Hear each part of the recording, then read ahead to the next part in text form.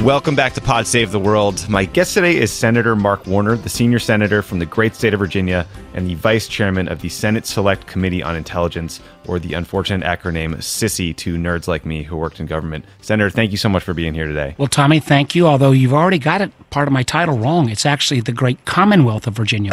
I'm not from Massachusetts, too. I should know these things.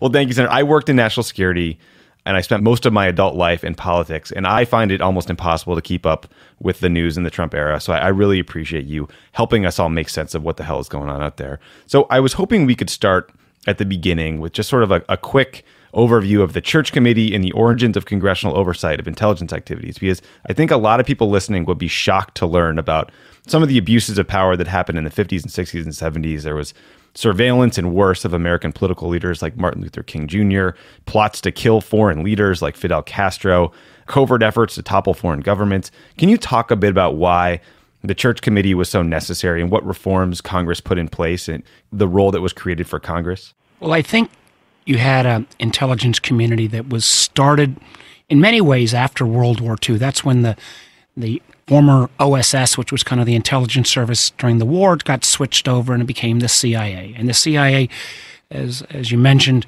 there were wild things. It was kind of cowboys, and there was challenges in Iran, and there was challenges in Cuba, obviously. There were challenges in Central America and elsewhere.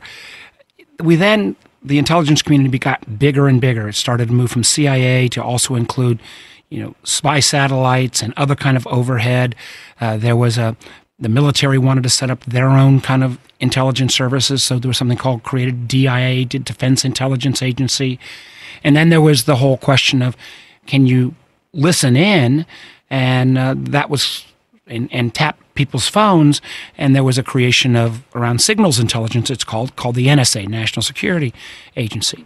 And throughout the 60s and 70s, there were basically no rules on who could spy on who. Unlike the British, who've been doing this a lot longer than we have, and they've got one thing called MI6, which kind of looks at people abroad, and MI5, which is their equivalent of the FBI, and they had worked out a lot of these things, but we hadn't. So there were abuses. There was a senator from Idaho, back when Idaho used to have Democratic senators, Frank Church, and he had a commission that said, hey, we need to put some rules in place, and we need to create standing committees that would oversee the Intelligence Committee. So there was this group, as you called, SISI, set up as a Select Committee on Intelligence in the Senate, and HPSI, almost as bad a name, that's on the House side. And it's not like that we've always done a great job with these committees. The intelligence community now involves 17 different agencies, if you even include places like the FBI.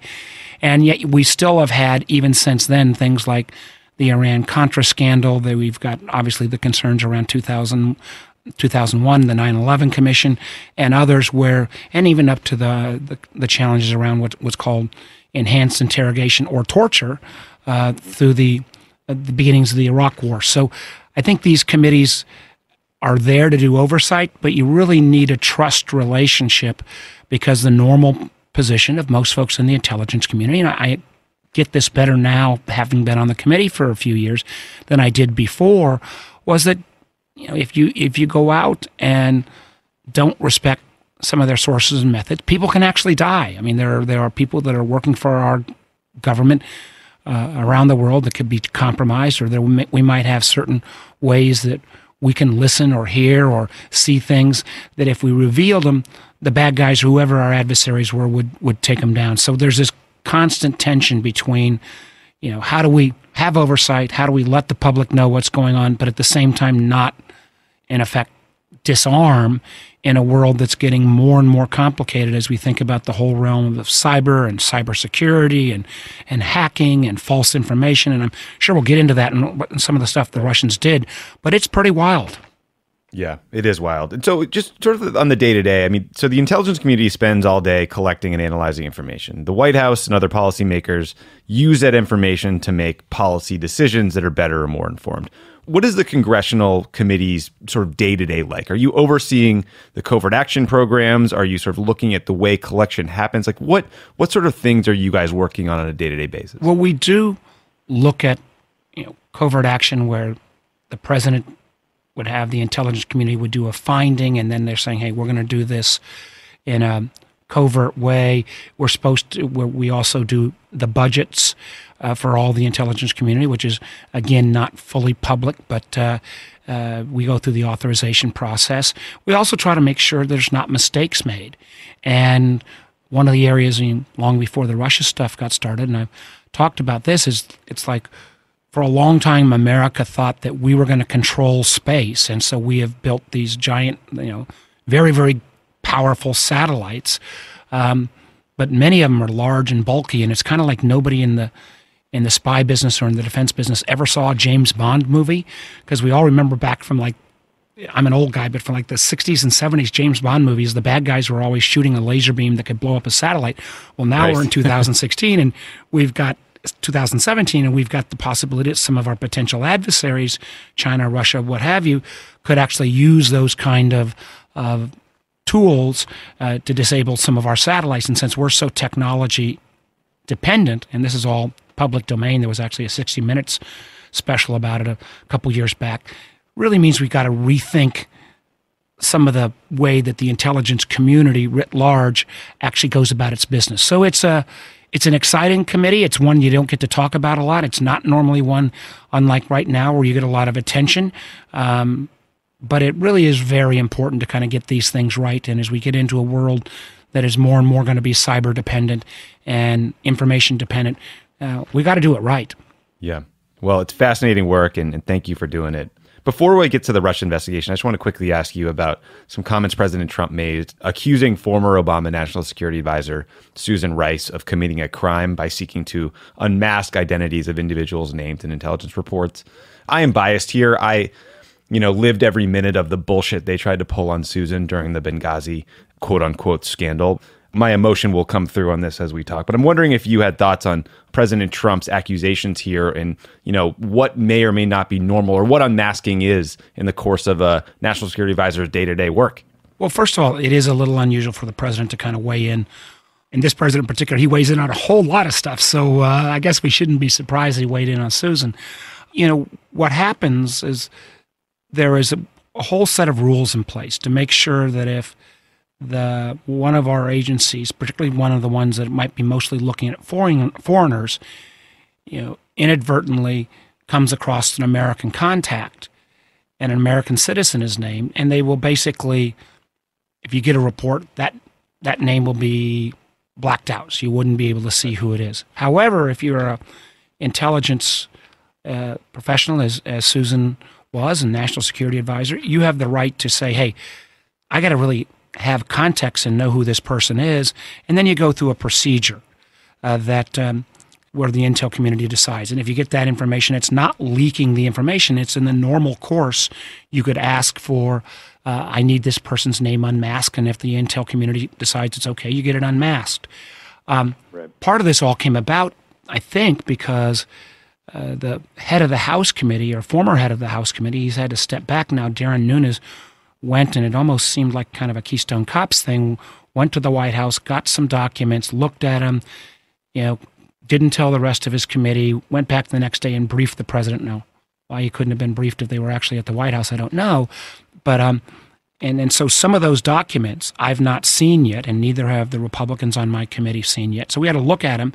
And if what I've said is we're going to follow the intelligence wherever it leads. If it appears that Susan has done something inappropriate, we're going to follow that. I have not seen any evidence of that, but just as I've asked my Republican colleagues, hey, you got to as we see all these stories about possible contacts between people affiliated with Mr. Trump while he was a candidate in Russia, we got to follow that as well. But I believe that I'll just leave it at I've seen no evidence that there was any inappropriate action yet on behalf of Susan Rice. You're geeking out with me on Pod Save the World. More on the way. Pod Save the World is brought to you by Movement Watches.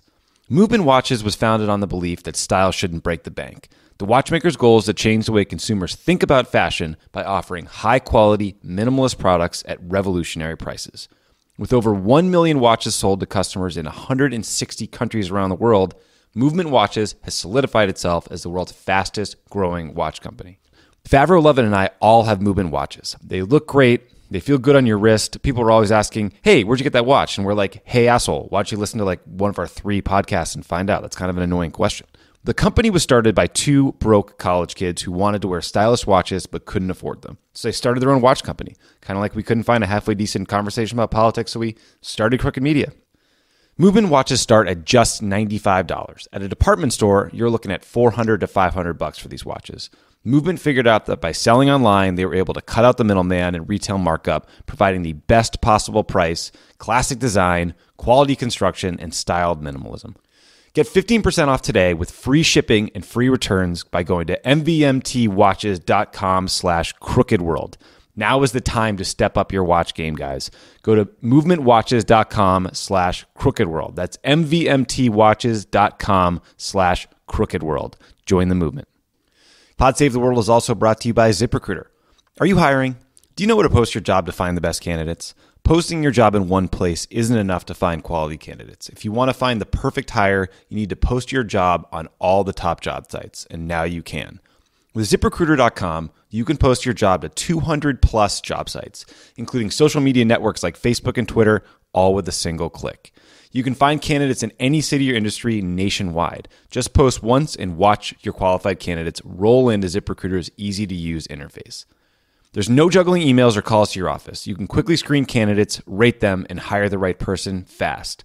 Find out today why ZipRecruiter has been used by Fortune 100 companies and thousands of small and medium-sized businesses. And right now, my listeners can post jobs on ZipRecruiter for free by going to ZipRecruiter.com/pod.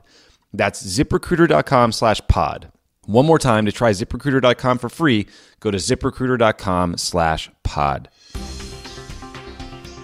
So, with respect to the investigation into Russia's role in our election, I've read reports that you've been studying Russian interference into elections in countries around the globe. You've been looking at obscure Russian military doctrines. What have you learned about what they've done in the past to interfere in elections and how they view cyber warfare? They view misinformation, disinformation. Remember, most of your listeners probably don't remember the Soviet Union and communism. One of their best tools was propaganda.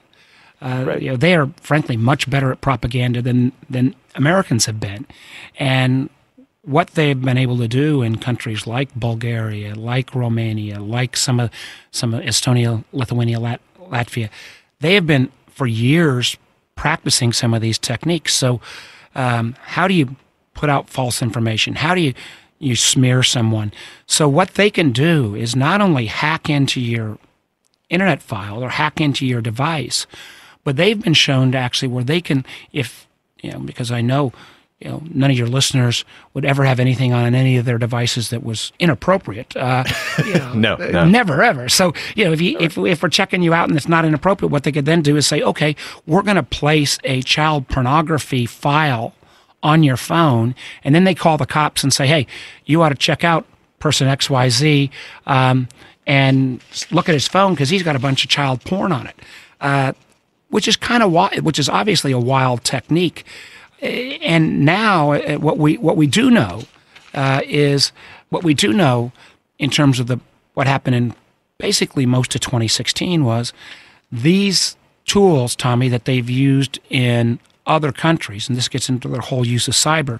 They believe that cyber is a domain where countries are already fighting each other, even though there's no formal aggression. So, normally we think about war as, you fight on the land, you fight on the sea, you fight on the air.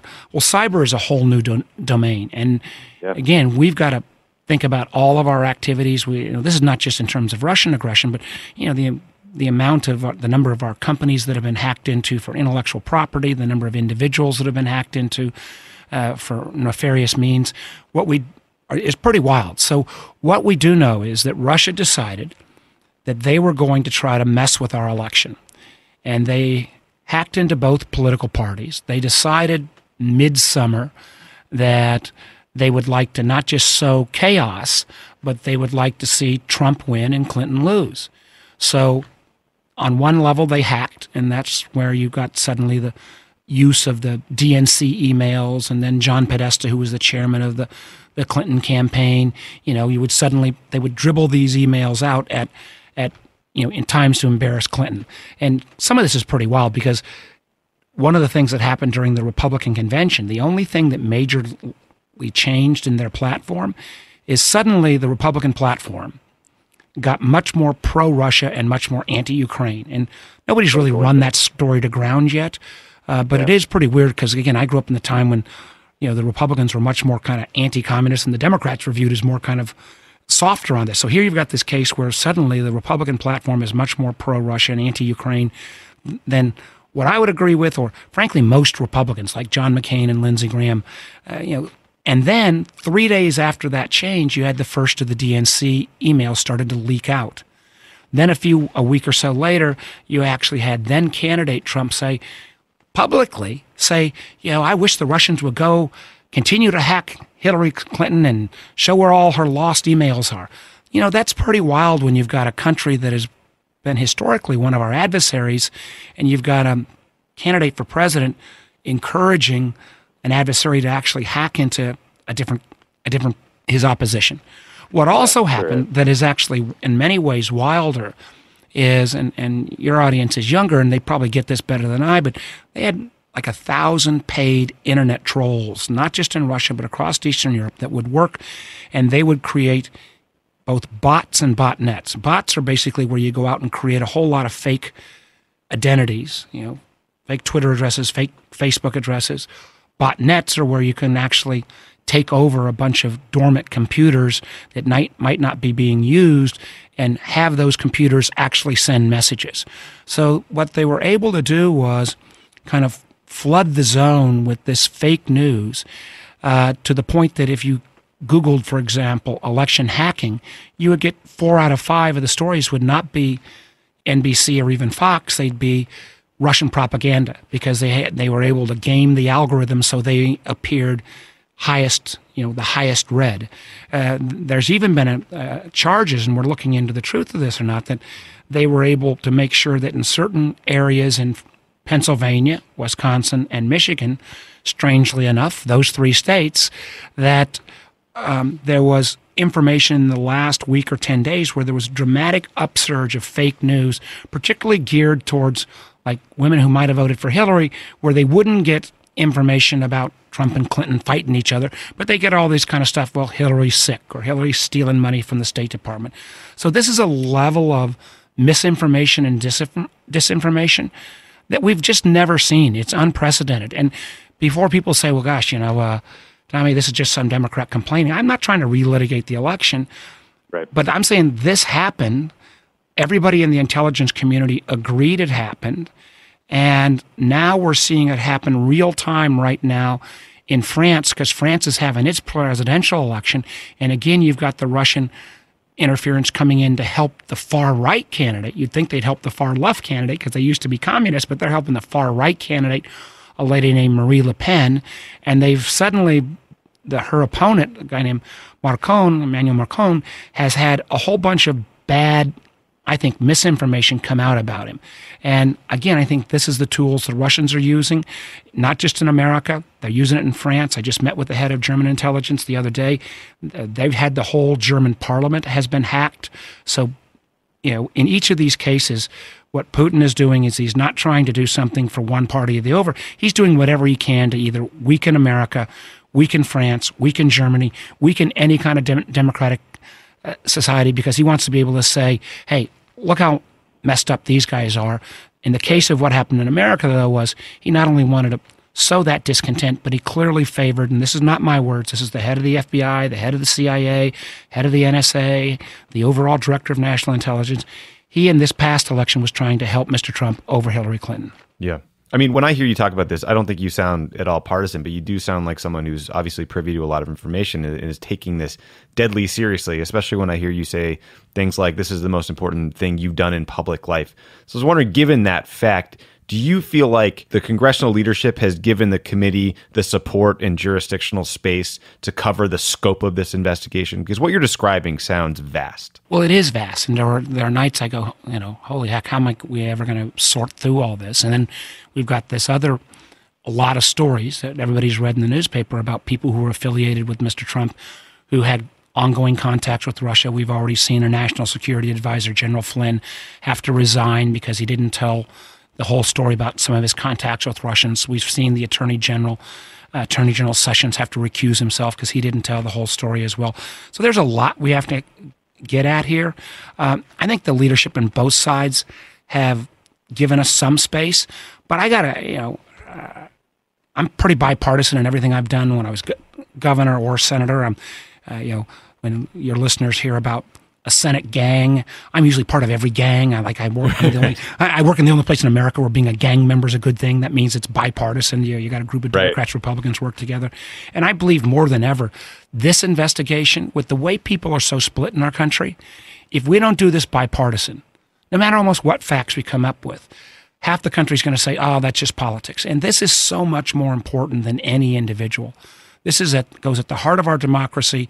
And if there were some of the kind of connections between Trump-type associates and the Russians, the American public needs to know that. Yeah. I mean, there appear to be significant law enforcement equities associated with this investigation as well. And when you read about Iran-Contra, Oliver North ultimately was not imprisoned because he received certain immunities from Congress as part of their investigation. So I was wondering if FBI or DOJ has asked the committee to hold off on interviewing any witnesses because, they have law enforcement equities that they believe supersede the committee's work. No, we haven't had that yet. And again, publicly, Director Comey of the FBI indicated there were investigations going on, started as early as last July. There may come a time where there's some of this conflict. We'll have to try to work it out. But what I believe is, end of the day, the American public have got a right to know what happened, how did it happen, who was involved, and if there were involvements on either side, we got to follow the intel. And I've not reached any conclusion by any means, but there's a lot of smoke, and it seems like every week, the White House, who denies all of this, even denies the Russians really had any involvements in many ways, which is totally counter to everything the intelligence community has said. If they're right and there's not anything here, you'd think they would want to help us rather than it seems like because that would clear up this cloud that clearly hangs over the administration. But instead, they seemed like every week there's another distraction coming up.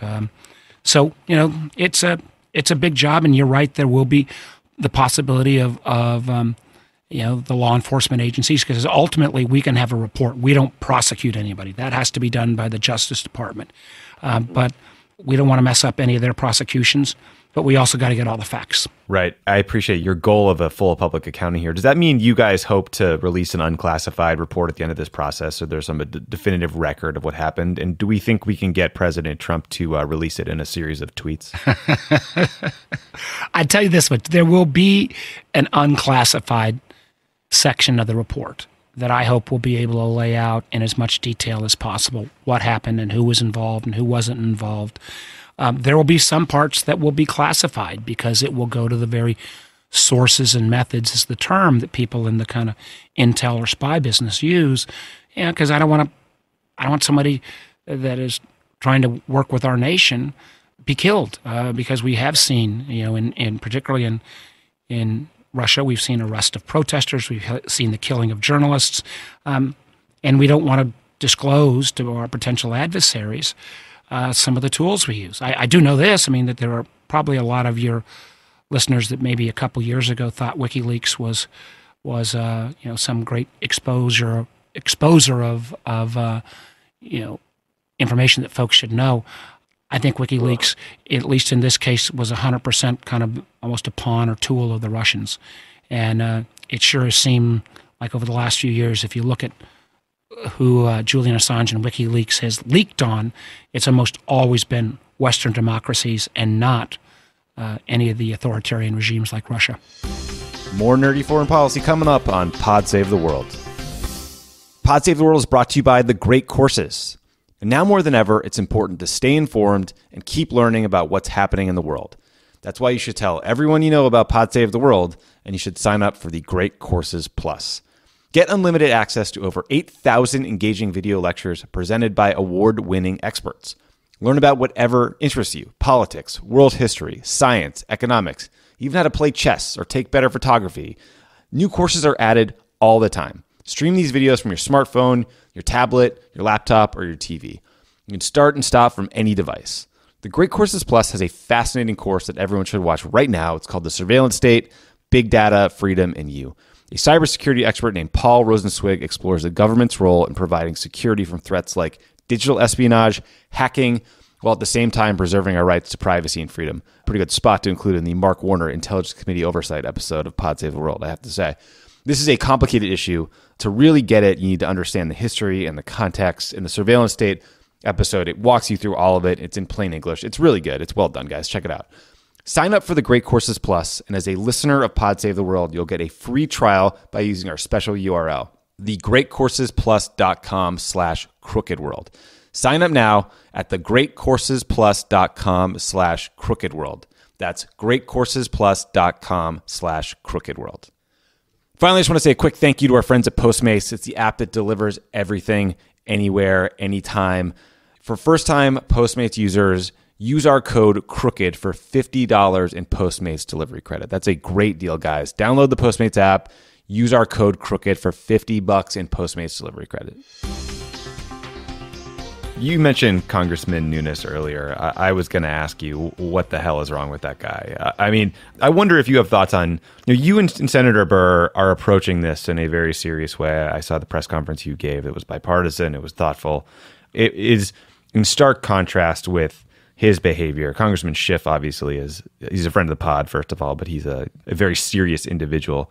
I'm wondering what you think needs to happen to give people confidence in this process and what the Senate can do to sort of fix what they've screwed up on the House Your side. words, not mine. But, Sorry. I think that we're trying to do our thing. We don't have a lot of say about what happens in the House. I think we believe that we got to do this bipartisan. We got to do it right.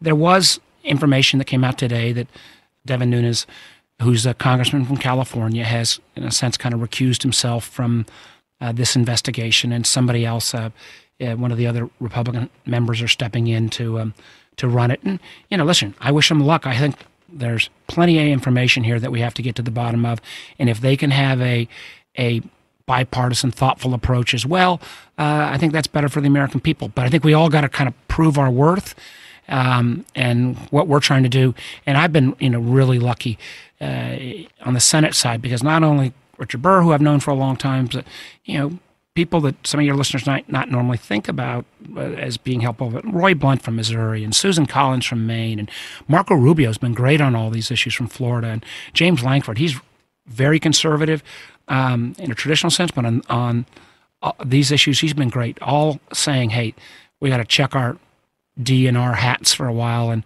actually figure out what happened here, because this time it may have helped one team, but next time, 2018, 2020, if we don't expose and find better defenses, the Russians could very well flip and try to help another candidate. Yeah, well, I'm glad you guys are providing the adult supervision that's required here, since Congressman Nunes is apparently under investigation because he may have disclosed classified information. So that feels like not quite the role of the committee on the House side. Some of this stuff, Tommy, I tell you, as each week goes along, in most days I kind of go, wow, you can't make this stuff up. You wouldn't. It's almost like you wouldn't think if it was a movie that it would be this many dots, but it's pretty wild. It is wild, and it's wild the amount of sensitive and classified information that's like routinely in the newspaper every day. The fact that we're openly talking about FISA information. I mean, as a person who had this drilled into me at the NSC that this stuff was as sensitive as it gets, it is mind-boggling. Yeah, it really is. And again, that's why this trust, because a lot of the members of the committee have rightfully said, hey, if we don't see all the intel and the information, we can't sign our names to a report. And, we've had to talk to the intelligence community and say, hey, we're going to be good stewards of this. We're going to only look at the stuff we need to look at. We'll do it in secure areas. And we're not going to leak a lot of it. And, every day the press will ask me, what about this guy? What about that guy? And I just say, hey, we're going to do this in an orderly fashion. I'm a pretty impatient guy, but in this case, we got to do it right. We got to look at the intelligence first before you start bringing in witnesses, because, if you don't have the information, ask the right questions, if you brought in folks too early, they might say, hey, I've already come and testified to you. I don't need to come and testify again. So doing this in an orderly fashion really makes sense. Yeah. Slightly switching gears, Steve Bannon got booted from the NSC this week, which in my mind is a great development. I think I sat in hundreds of hours of National Security Council meetings, and not only did politics not come up, but the idea that someone whose primary job is to get the boss reelected would even be sitting in a meeting about North Korea's nuclear program or Syria is just insane to me. But I know you've put forward legislation on this issue, but you still have Jared Kushner acting as sort of a de facto Secretary of State despite having no foreign policy experience. I'm just wondering what message you think it sends to have these political staffers involved on these issues, and if you would course correct somehow if you could bend Trump's ear on this issue. Yeah, I think what President Trump did was unprecedented. I mean, I know the Obama folks never had David Axelrod regularly sit in these meetings, and George Bush never had Karl Rove. So the idea that the National Security Council, which is the military and the intel community and professional staffers who know their substance, that you put your top political guy, I think I was really glad to see the president move him off. And it feels like the new National Security Advisor, McMaster's, who I don't really know, but he really seems to be trying to tighten up some of the operations.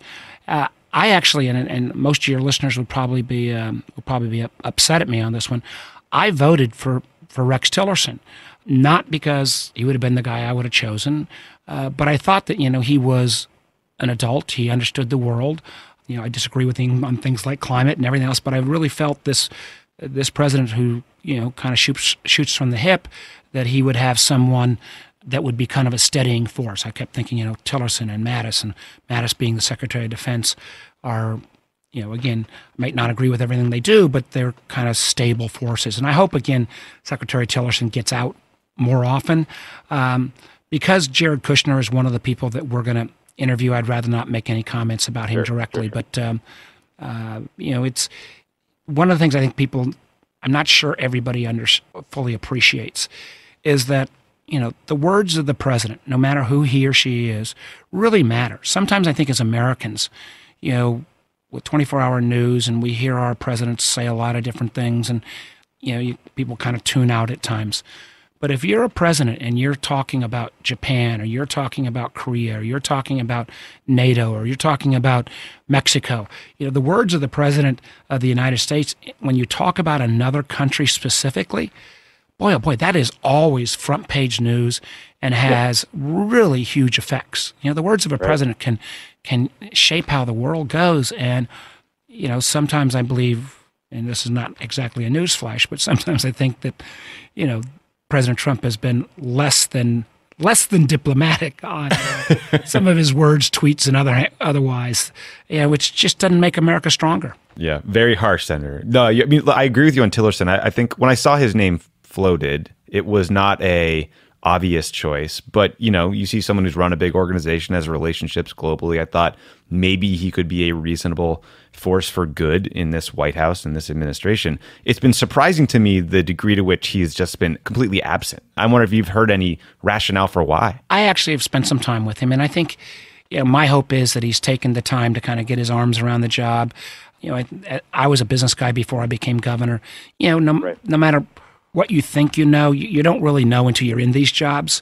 And I'm going to try to give him the benefit of the doubt for a little while longer, that he's just trying to make sure he understands how the State Department operates. But I did urge him that we need to hear his voice more often, because it's when he had what I know when he went to the State Department on his first day, everything I heard was he gave a really great speech that really reinforced the a lot of good feeling in the State Department. So I'd like to see more of that on a going forward basis. That's good advice. My last question for you, Senator, and thank you so much again for your time, is you see massive challenges globally. We've got Syria using chemical weapons reportedly against innocent kids. You've got the North Koreans testing ballistic missiles that could hit the United States, working on a miniaturization program for their nuclear weapons. What challenge do you see out there that worries you the most, that you think this administration needs to solve fastest, or else we might be in some trouble? Well, I think you mentioned two, but I would also put in there, China's expansion in the South China Seas. I would put in there as well Iran and its destabilizing effect throughout the Middle East. I'd put in there obviously ISIL and as a both in region and also in terms of its ability to radicalize people in the West. And I'd put Russia in there as well. I'm not sure, and there's what order. I think you almost have to you take on all of these problems. You got to have a strategy on each of them.